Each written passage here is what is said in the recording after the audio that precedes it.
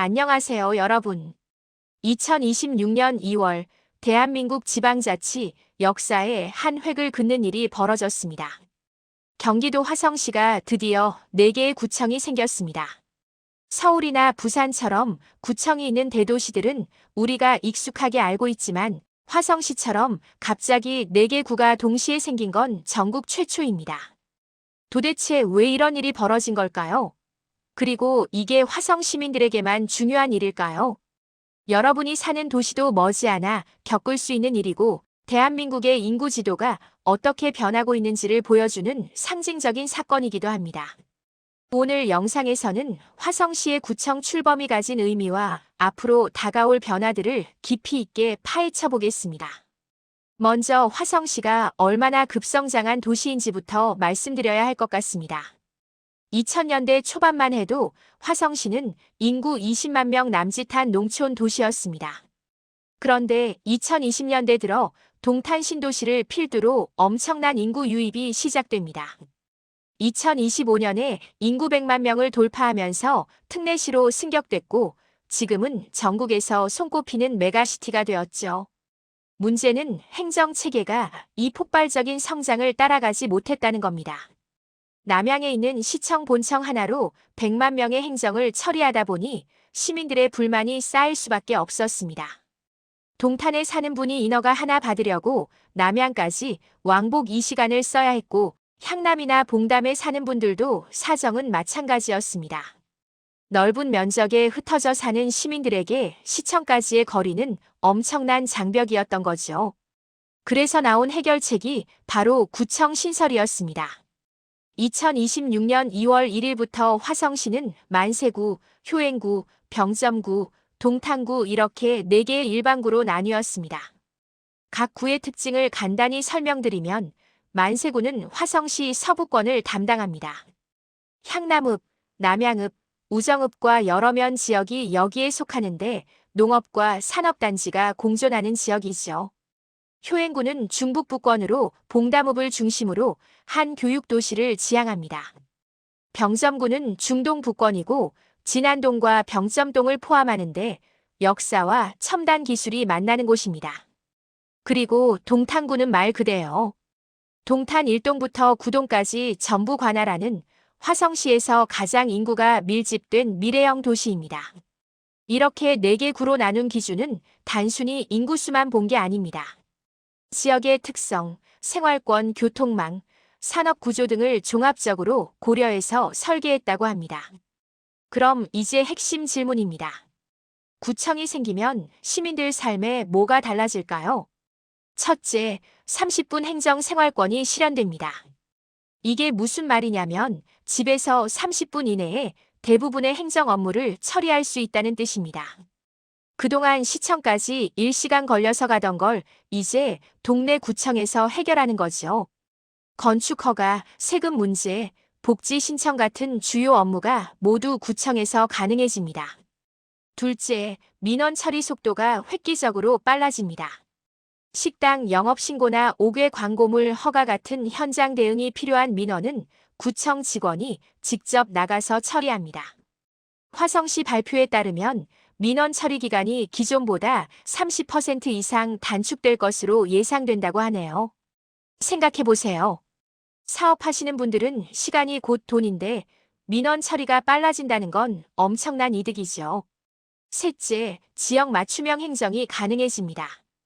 획일적으로 시 전체를 관리하던 방식에서 벗어나 각 구청장이 자기 구의 특성에 맞는 정책을 펼칠 수 있습니다. 예를 들어 만세구는 농어촌과 산단 특화 정책을 강화하고 동탄구는 스마트시티 관리와 젊은 층을 위한 정책에 집중할 수 있게 되는 거죠. 넷째, 보건과 복지 인프라가 강화됩니다. 구청마다 보건소 체계가 재편되면서 예방접종, 건강검진, 복지급여 신청이 훨씬 수월해집니다. 특히 거동이 불편한 어르신들이나 아이를 키우는 부모님들에게는 정말 반가운 소식이죠. 그런데 여기서 잠깐 이런 의문이 드실 수 있습니다. 구청 신설에 돈이 엄청 들 텐데 그게 과연 효율적일까? 맞습니다. 구청 건물을 짓고 공무원을 배치하고 시스템을 구축하는데 천문학적인 예산이 들어갑니다. 하지만 장기적으로 보면 이건 투자입니다.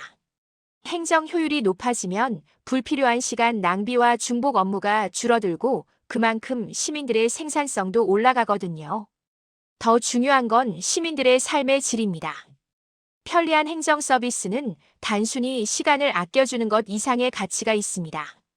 시민들이 자기 동네에 더 애착을 갖게 되고 지역 커뮤니티가 활성화되는 효과도 있죠. 이제 화성시의 사례가 왜 전국적으로 중요한지 말씀드리겠습니다. 대한민국의 인구 지도는 지금 급격하게 변하고 있습니다. 서울의 인구는 계속 줄어드는 반면 경기도의 신도시들은 폭발적으로 성장하고 있죠. 화성시처럼 짧은 시간에 인구가 급증한 도시들이 앞으로도 계속 나올 겁니다.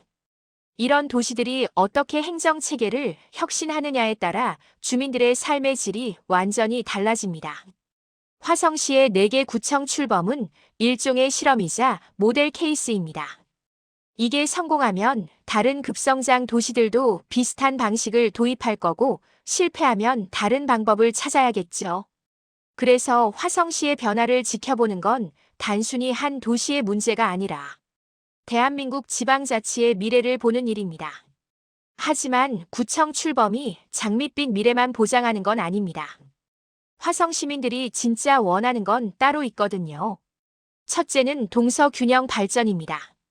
동탄으로 대표되는 동부권은 이미 최첨단 인프라가 갖춰져 있지만 서부권은 상대적으로 낙후되어 있습니다.